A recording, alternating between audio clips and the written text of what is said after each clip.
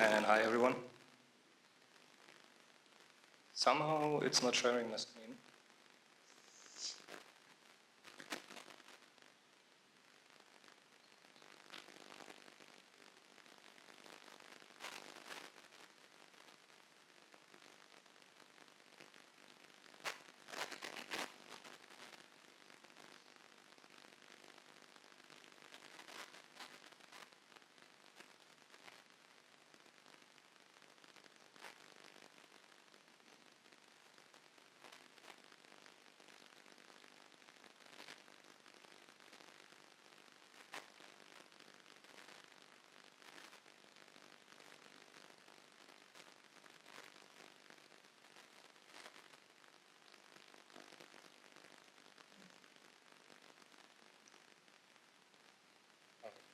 Thank you.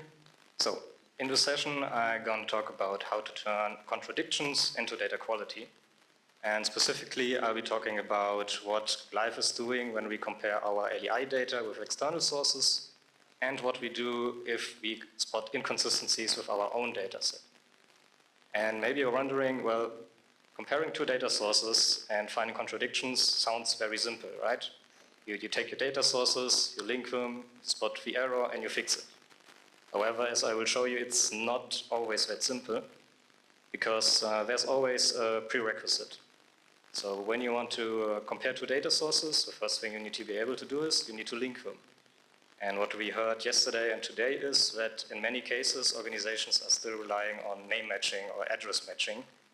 And what we observe in our experience is we would discourage you from doing that, because oftentimes you end up mismatching information.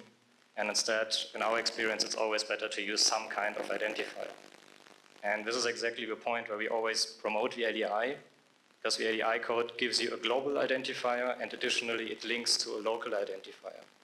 As I mentioned this morning, in this example, we have an entity in the upper left, you see the LEI code, but it also carries the local South African business register number. And additionally, in the LEI data, you can see additional mappings. For instance, the Iceland, Big, MIG, UCC, S&P Global, and Open Corporates. And the special thing about these mappings is they are created not by GLEIF, but by external partners, by the respective external partners. That means Anna is helping us out, or S&P Global is creating their own mapping, and also Open Corporates is collaborating with us to make sure that these mappings are actually trustworthy. Now, let's say we do have an identifier, and we can use this to link data sources. And you might be wondering, that's great, so let's use it. However, there are still additional steps you can do to figure out that this information should be used, that this identifier should be used. For instance, in Indonesia, we have a company directory, and we always know that the entity ID always follows this kind of format. We know how many digits there are, we know there are some dots and a dash.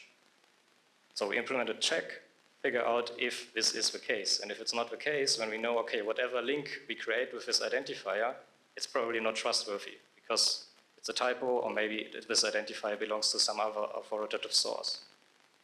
Now, the second aspect is, even if your identifier looks like it's correct, it has the exact number of digits, has the dash where it should be, then you can do things like, for instance, in Chile, they introduce a checksum. So the last digit is actually based on modulo 11, and this is also something we implemented in our quality checks to figure out if data that looks correct is actually correct.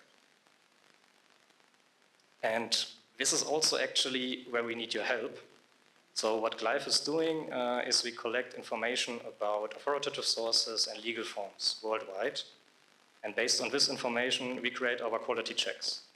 So for instance, about these entity ID patterns, with the example in Indonesia, we now covered more than 200 authoritative sources. But we noticed we do have a certain blind spot. And the blind spot is mostly in Africa. And since we're in Johannesburg, we thought, okay, this is a good opportunity to ask for some help, to ask for some feedback. So if you represent a country where we maybe don't have a legal form in our code list, or where we don't have a business register on our code list yet, please talk to us. Already talked to representatives from Kenya and from Niger earlier today, and they will be very happy to help us out here. So after the presentation, please feel free to talk to us or send us an email. Now, let's get back to the actual topic. So far we noticed, well, to link data sources, we need some kind of mapping. To map data sources, it's better to use identifiers instead of some fuzzy string matching. And then it gets quite easy because you need to figure out which source is actually right and which source is wrong. In our experience, this is usually a case-by-case decision. So you need to understand if there's an external source, like what is the logic behind it, what is the update cycle, and how is the data represented. For instance, in the third line here, in the LEI data, we always use the local language for the legal names. So this example is from Thailand. And in the external source, you can see that they use the translated version. So even though the data looks incorrect, it's actually the same thing, just represented differently. And now the next thing is, so what do we actually do at GLEIF if we notice, okay, in the LEI data there is an issue, there is a problem, and we need to fix it? There is a specialty. So as I mentioned in the morning, we do have our issuing organizations, and they are the ones who are managing the data. They are the ones who are updating the data in case there are any inconsistencies. That means for GLEIF, we need some kind of service, some kind of process to notify the issuing organizations in case we believe something is wrong. And what we do is we use our challenge facility. Our challenge facility works in a way where users can raise a data quality challenge, and this challenge is automatically forwarded to a respective issuing organization.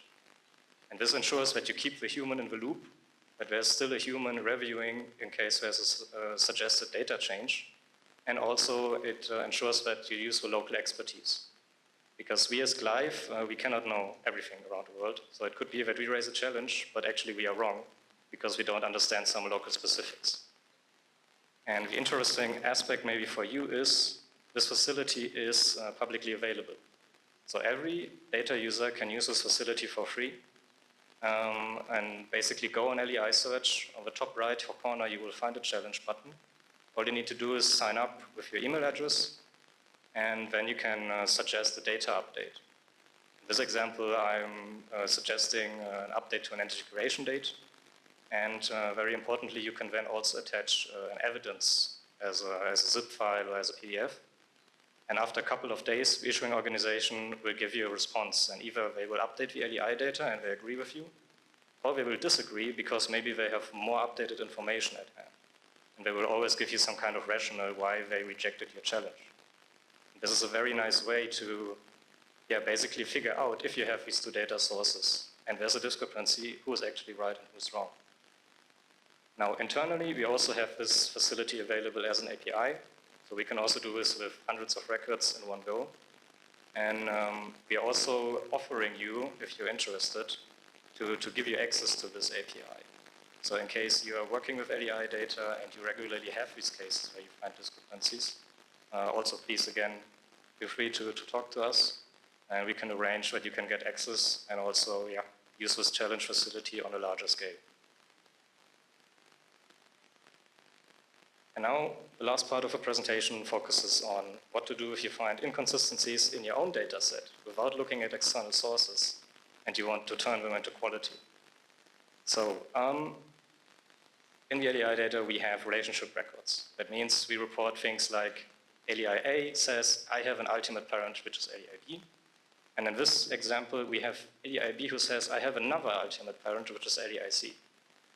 This is incorrect because an ultimate parent in our definition means it's the holding company. There should be nothing else in the chain, which means the data as it is represented here is incorrect. And now the question is, okay, so who's right and who's wrong, and how do we identify these cases? What we did is we implemented data quality checks. So in this scenario, it would be 2 checks that have been triggered. And now the question is, so who are we going to blame? Because these checks, they are going to trigger check failures. And these check failures are also publicly visible. And the answer is, well, we blame all of them. So in this scenario, we have 3 LEIs managed by 3 different issuing organizations, but our checks, they don't know who has the right information. The checks only can figure out, okay, there's an inconsistency in the data, but they don't know who has the most recent annual report at hand. And the idea here is, if we blame basically all involved issuing organizations, we gently force them to talk to each other because we have agreed service level agreements with them. that force them to basically respond to these quality failures within a certain amount of days. And in our experience, this works very well. And again, this keeps the human in the loop. And yeah, this is just our suggestion on how to deal with these internal inconsistencies. Now, to summarize, in the beginning, we were talking about trusted mappings, which is a prerequisite for connecting data sets. In our opinion, it should always be an identifier that is the reason for linking two data sets, and therefore we'd always try to promote the LEI in this context. Then, additionally, when you use external data sources, always understand the methodologies behind them, where's the data coming from, how often is it updated. If you're talking about discrepancies within own data sets, we, in our case, rely completely on automation, while still keeping the human in the loop. So when I mean automation, I mean we automatically detect the inconsistencies, but still a human needs to decide what is actually the right information at hand. And lastly, what I mentioned here is the challenge facility. This is a very nice tool to update the reference data. I acknowledge that in the LEI system it's a little bit special, because GLEIF ourselves, we cannot touch the data, it's always the issuing organizations. But I can imagine that maybe at statistical offices it could be similar, where maybe one department is not allowed to touch other people's data. So maybe it could be an inspiration also for you. And yeah, with that, I'm already done with my presentation. But yeah, I would leave this slide here, again asking for your support regarding our registration authority and legal form portals. Thank you for your attention.